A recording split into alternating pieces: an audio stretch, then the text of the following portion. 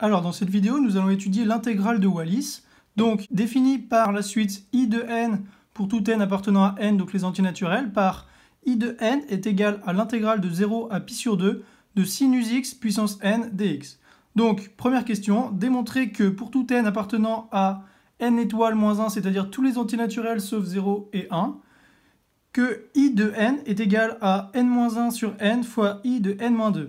Deuxième question, en déduire i de n en fonction de n, avec une indication, il faut procéder par disjonction de cas en considérant n paires, donc on posera n égale 2p, et n impair, donc on posera n égale 2p plus 1.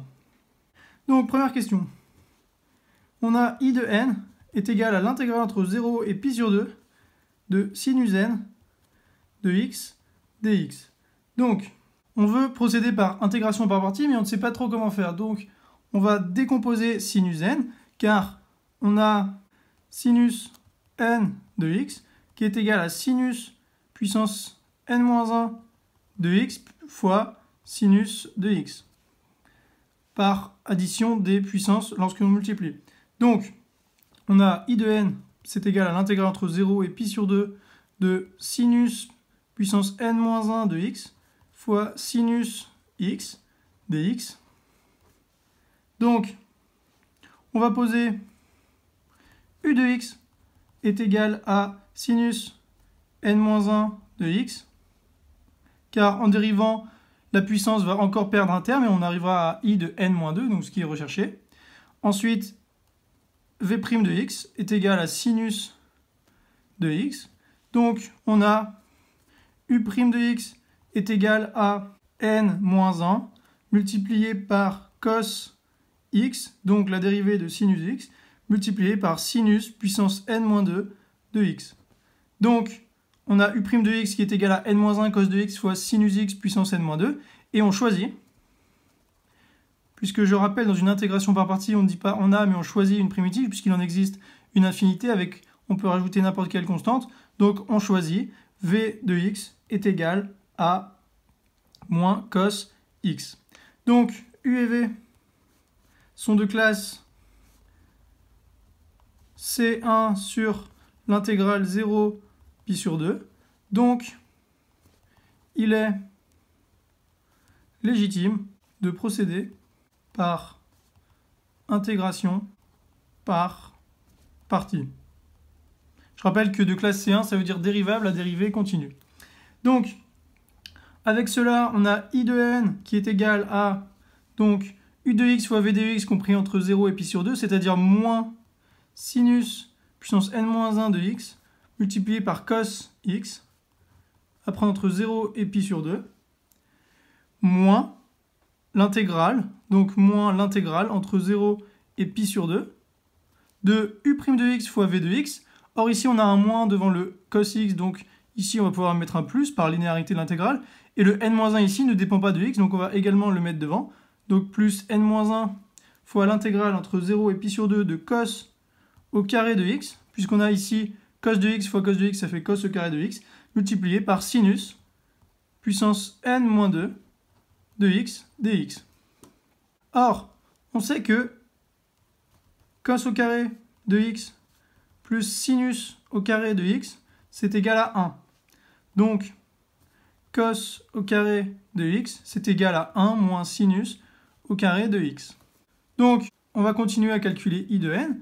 Donc ici, si on prend sinus pi sur 2, ça fait 1. Or, cos pi sur 2, ça fait 0.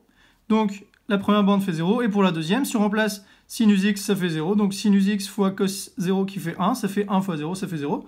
Donc, on a 0 plus n-1 multiplié par l'intégrale entre 0 et pi sur 2 de 1 moins sinus x au carré multiplié par sinus puissance n-2 de x dx.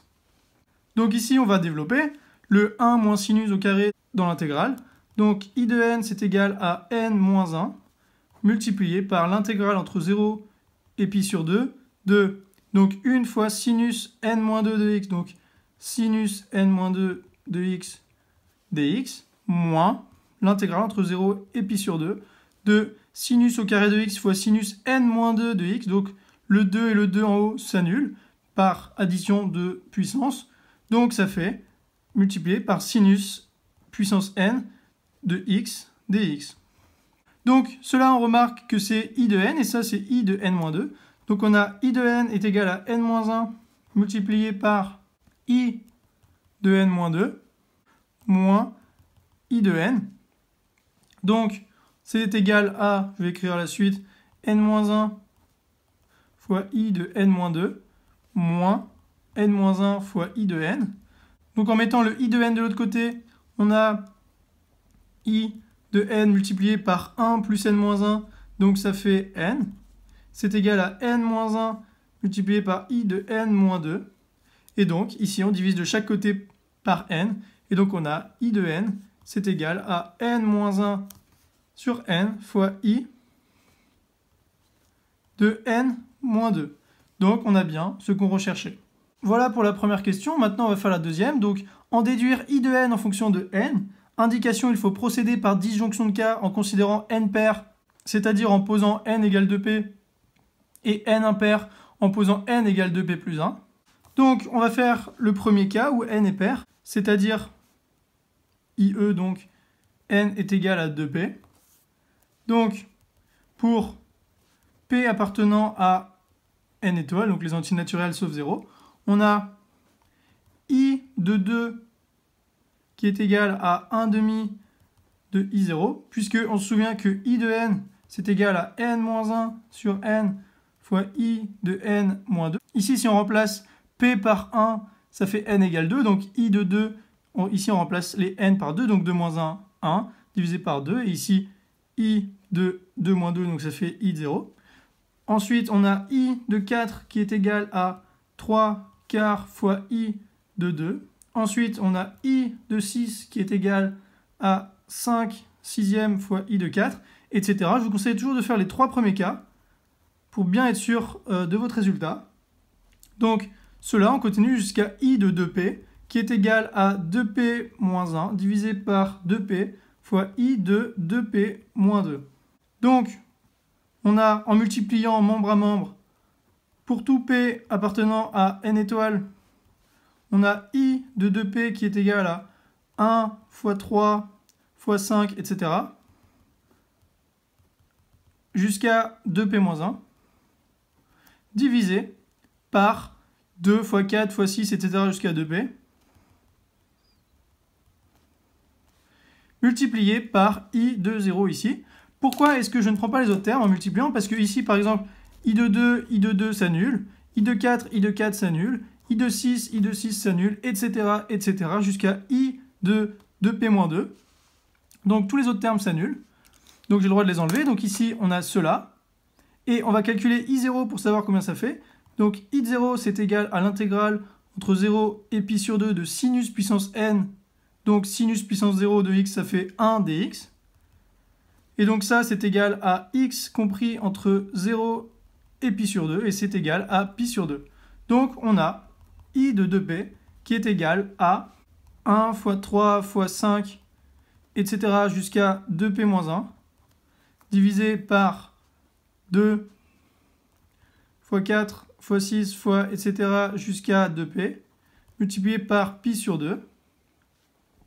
Donc ici en haut, on va multiplier par 2 fois 4 fois 6, etc. pour pouvoir avoir une factorielle. Donc on va multiplier par 2 fois 4 fois 6, etc.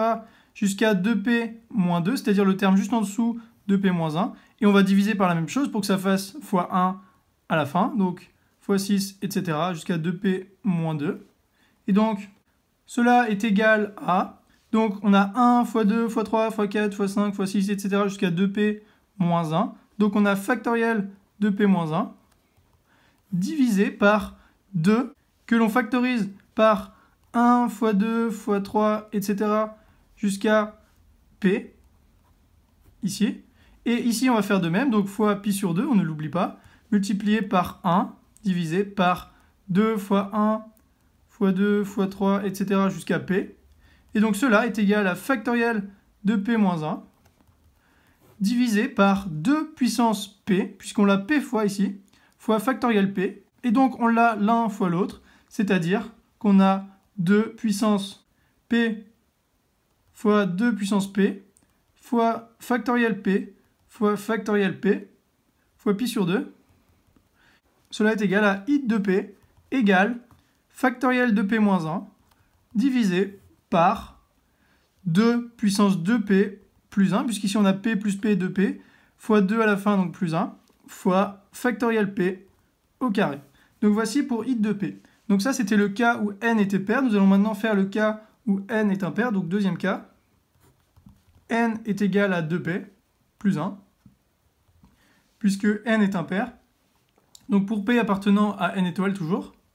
Donc on a i de 3 qui est égal à... Donc souvenez-vous, on a i de n d'après la première question qui est égal à n-1 divisé par n fois i de n-2.